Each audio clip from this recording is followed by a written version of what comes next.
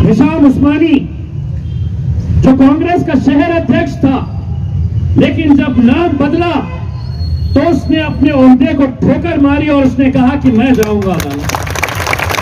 खबर को 400 साल पुरानी खबर को उठा के हैदराबाद लेके जाए। मैं बोला बता, जल्दी बता मुझे, क्योंकि मुझे बहुत सारी खबरें बाहर की यहां पर लेके आने और मुझे बताते हुए ये फख्र महसूस होता है कि मैं ऐसे जियालों की नुमाइंदगी करता हूं। तो दो नेता शहर के, दोनों आमदार कल पुलिस कमिश्नर के पास चले गए और बोले इस पे कार्रवाई करो। मैं बोला अच्छा, 3 दिन के बाद उतरी। एक बयान दे रहा है कि औरंगजेब रहमतुल्लाह की खबर यहां से हटा के हैदराबाद लेके जाओ। मैं बोला अच्छा, ऐसा भी होता है। आज 1 साल पहले मैंने अपनी जिंदगी खोई थी। सब कुछ आज हासिल करने के बाद भी इस वजह से फकीर महसूस करता हूं कि मेरे पास सब कुछ रहने के बावजूद भी मेरी मां मेरे साथ में नहीं है।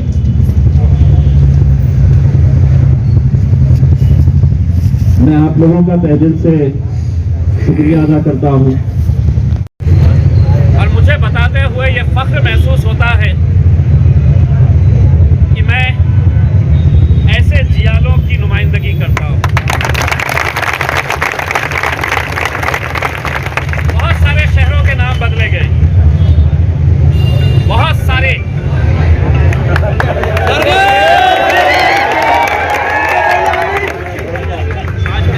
बोला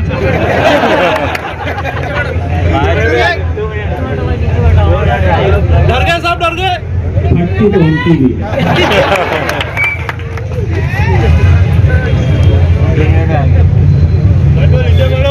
तो वैसे अगर देखा जाए भैया थोड़ा सा निकाल जाएंगे तो पीछे भी बहुत सारे लोग। आज मीडिया वाले नहीं है, होली खेल रहे थे। वरना मैं जब खड़े रहता हूँ बोलने के लिए तो इस इंतजार में रहते हैं कि मैं क्या बोल रहा हूँ, और फिर उसको तोड़ मरोड़ के कैसा पेश किया जाता है आप देख रहे हैं। तो आज हिंदुस्तान इस वजह से आपको देख रहा है कि वैसे तो इस मुल्क के अंदर बहुत सारे शहरों के नाम बदले, कई शहरों के अंदर लोगों ने उसकी जब मुखालिफत की तो अदालतों के अंदर गए। किसी ने वहां के जिलाधिकारी को एक मेमोरेंडम देते हुए अपनी तस्वीर खिंचाया, किसी ने वहां के बड़े अधिकारियों को मेमोरेंडम देते हुए अपनी तस्वीर खिंचाया, दूसरे दिन अखबार में तस्वीर छपाया और कहा कि देखो मैंने विरोध जताया। लेकिन ऐसा विरोध जब हमने शुरू किया तो हमसे पूछा गया कब तक चलेगा, तो मैंने उनको यही कहा जब तक सूरज चांद रहेगा। और वही नीयत के साथ अल्हम्दुलिल्लाह हम यहां पर बैठे। पहले दिन जब बैठे तो लोगों ने कहा कि बस इतना, यहां से लेके यहां तक यही पंडाल के अंदर बैठे रहेंगे। मैंने कहा देखते जाओ। दूसरे दिन पंडाल भर गया तो कुछ नौजवान रोड पे खड़े थे। तीसरे दिन और बढ़ते गए। चौथे दिन अल्हम्दुलिल्लाह पुलिस को भी ये रास्ता बंद करना पड़ा क्योंकि रास्ते के ऊपर आ गए। और अब ये यहीं पर खत्म नहीं करना है, इसको और आगे बढ़ाना है। बहुत सारे नौजवान अभी मस्जिद में से निकलते वक्त किसी ने कहा कि हम इस गांव से आए हैं, किसी ने कहा कि हम इस जिले से आए हैं। वो भी ये देखने के लिए आए हैं कि मेरे औरंगाबाद की आवाम के अंदर ऐसा क्या जोश है कि जब भी आवाज दो अल्हम्दुलिल्लाह कहकर वो आ जाती है एक आवाज के ऊपर।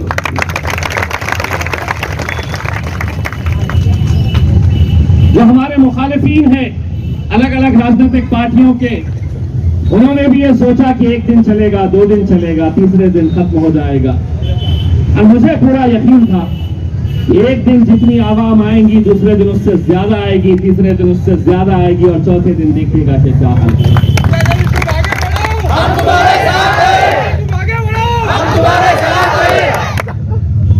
चाचा यही जोश है, यही जोश है जो अल्हम्दुलिल्लाह मुझे हिम्मत देता। मुझे और इससे ज्यादा क्या फख्र की बात हो सकती है कि मौलाना मुजीब साहब तबीयत नासाज होने के बावजूद भी,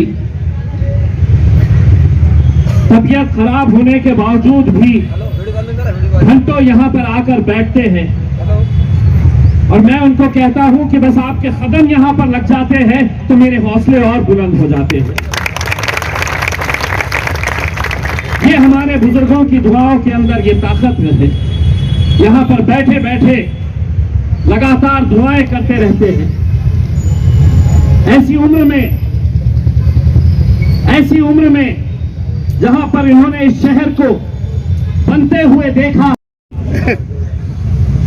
तो एक मामला अदालत के अंदर चल रहा है, हाई कोर्ट में एक मामला चल रहा है और इस मौके के ऊपर मैं हिशाम उस्मानी जो कांग्रेस का शहर अध्यक्ष था, लेकिन जब नाम बदला तो उसने अपने ओहदे को ठोकर मारी और उसने कहा कि मैं जाऊंगा अदालत।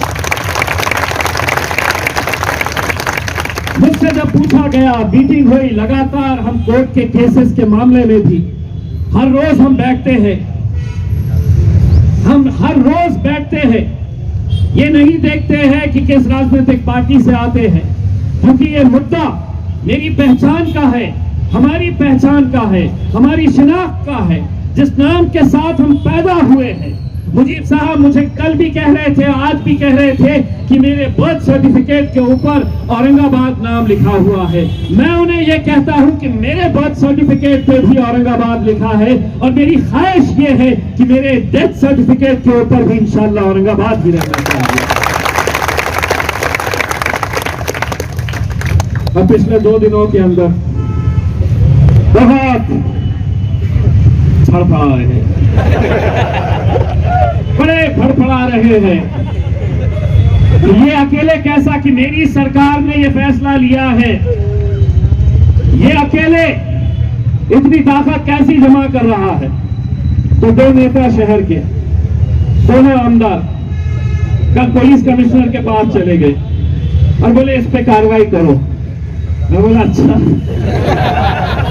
3 दिन के बाद उतरी।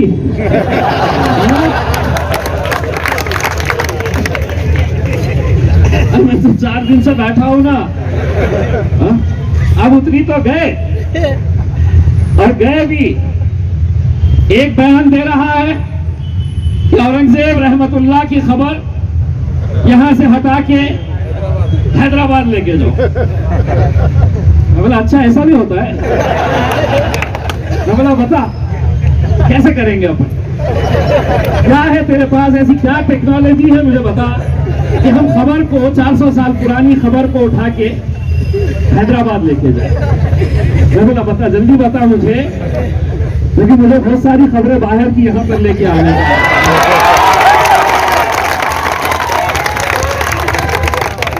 मुझे एक खबर से तकलीफ है ना, तो तू मुझे बता दे बस हम कैसे कर पाएंगे अपन ये। अरे बाबा जितका मेंदू आहे, जितका आहे तेवढंच बोलायचं। म्हणजे मेंदू इतकाच आणि बोलतो बघा।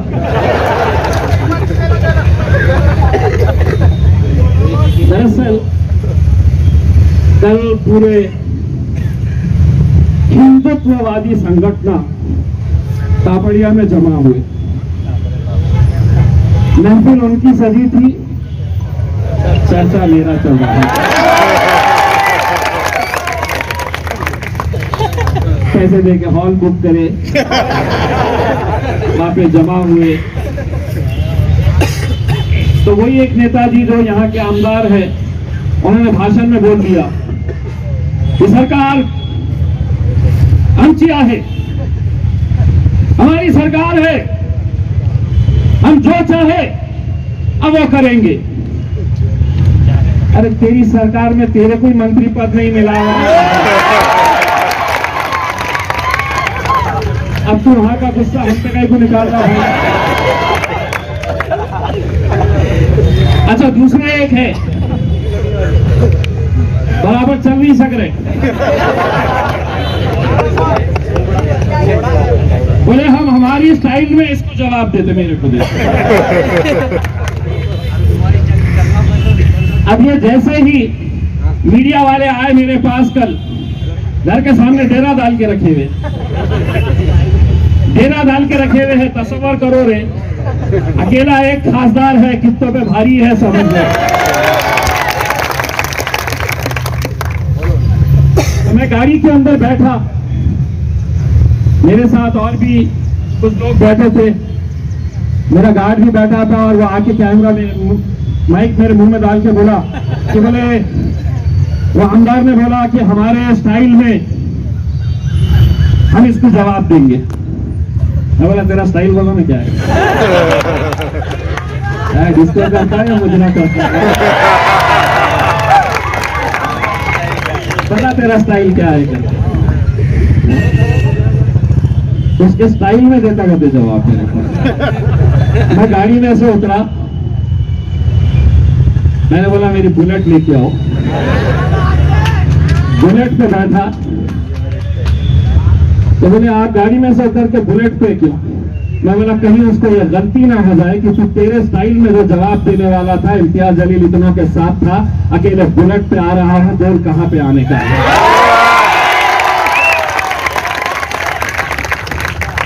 गए वो दिन, ये ले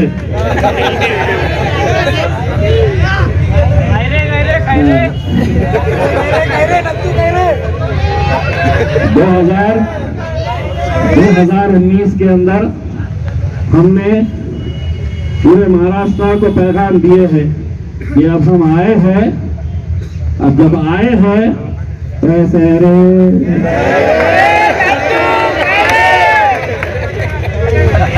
याद है ना, याद है ना 2019 का? मैं नहीं बोलता था तो नीचे से आवाज आती थी, अरे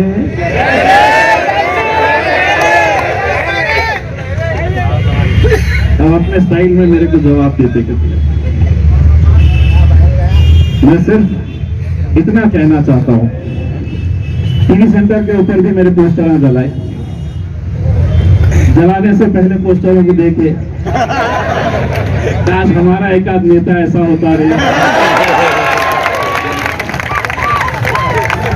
दूसरे खींच ले रहे, नक्के जला रहे, अच्छा है, जलाते जलाते बोलूंगा वोट तो इसको ही दूंगा भाई। लड़का है, डट के खड़े रहता है, हमारे तो पाकी पिंगे है, गायब हो जाते हैं। मैं सिर्फ आप लोगों से इतना कहना चाह रहा हूँ, ये लड़ाई हमें बहुत आगे तक लेके जानी है, पूरा अमल तरीके से लेकर जानी है, बहुत शांतिपूर्ण तरीके से हमें आगे लेकर जानी है। और इसके ऊपर कहीं ना कहीं कुछ लोग हमारे बीच में रुकावट पैदा करना चाहेंगे, कुछ सियासी जमातें हमारे बीच में रुकावट पैदा करना चाहेंगी। मैं हमारे तमाम पुलिस डिपार्टमेंट के जितने भी ऑफिसर्स यहाँ पर मौजूद हैं, मेरे और हम सब की तरफ से आप सबको होली की बहुत बहुत मुबारकबाद में पेश करता हूँ। मुझे अच्छा नहीं लगता है जब कोई त्योहार आता है और पुलिस वाले बाहर त्योहार ना मनाते हुए हमारी हिफाजत के लिए खड़े रहते हैं, इसलिए खड़े रहते हैं कि शहर में अमन रहे। मैं पुलिस वालों को मेरी तरफ से और हम सब की तरफ से गवाही देना चाहता हूं, जब तक मैं यहाँ पर खड़ा हूं इंशाअल्लाह यहाँ पर इस शहर के अंदर कभी भी कोई आग नहीं आने देंगे, क्योंकि ये शहर हमारा है। यहाँ पर हम इकट्ठा हुए हैं तो किसी सियासी जमात के बैनर के अंडर में नहीं खड़े हुए हैं।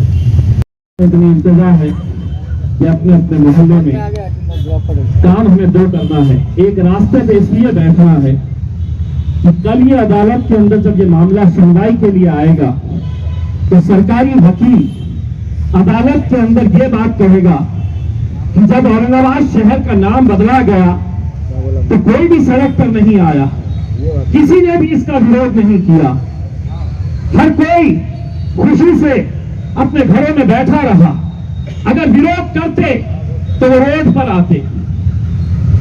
तो इसीलिए अगर कोई कह रहा है कि यहां पर बैठकर क्या होगा, तो कल अदालत में फैसले के टाइम के ऊपर मुझे ये तस्वीरें बतानी होगी कि देखो इतने सारे लोग निकले थे सड़कों के ऊपर इसका विरोध करने के लिए।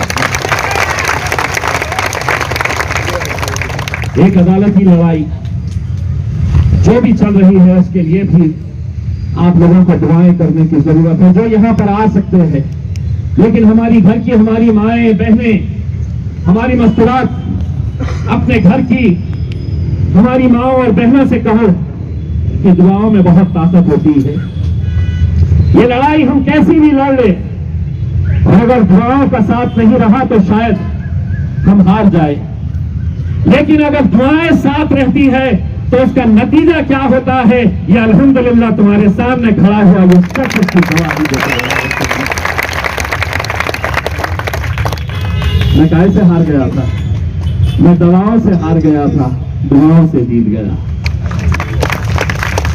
इसीलिए दुआएं भी बहुत ज्यादा जरूरी है और आप लोगों की यह जिम्मेदारी है कि किसी भी तरह से हमारे ये आंदोलन जो हम बहुत खामोशी के साथ, बहुत अमन के साथ, पूरी शांति के साथ हम जो कर रहे हैं, इसमें हो सकता है कि कोई कुछ खलल पैदा करने की कोशिश करे। मुझे ये नहीं मालूम कि हमारी सफों के अंदर आकर कोई से बदनाम करने की कोशिश करे। मैं जब कोई भी चीज अपने हाथ में लेता हूं तो इतना यकीन दिलाता हूं कि नहीं, मेरी आवाम कोई ऐसी हरकत नहीं करेगी कि जिसकी वजह से हमारा ये मिशन फेल हो जाए, हम अपने रास्ते से भटक जाए।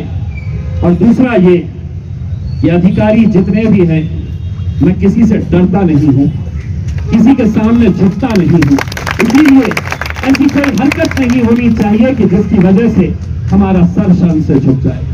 मैं आज उन तमाम सियासी पार्टियों के नेताओं को कहना चाह रहा हूं, यहां भूल जाइए इम्तियाज जलील किसी एक राजनीतिक पार्टी से ताल्लुक रखता है।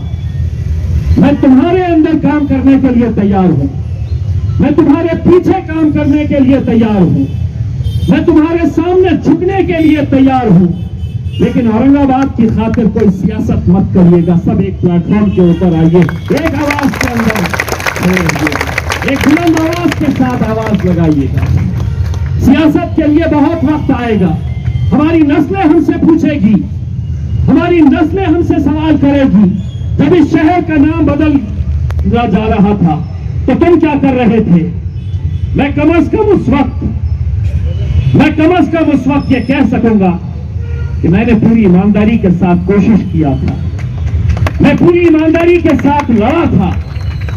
ये तो बात मैं फख्र के साथ कह सकूंगा। आज कितने सारे सियासी पार्टी के लोग, जब भारत जोड़ो यात्रा हो रही थी तो गाड़ियां भर भर के, ट्रेन भर भर के जा रहे थे,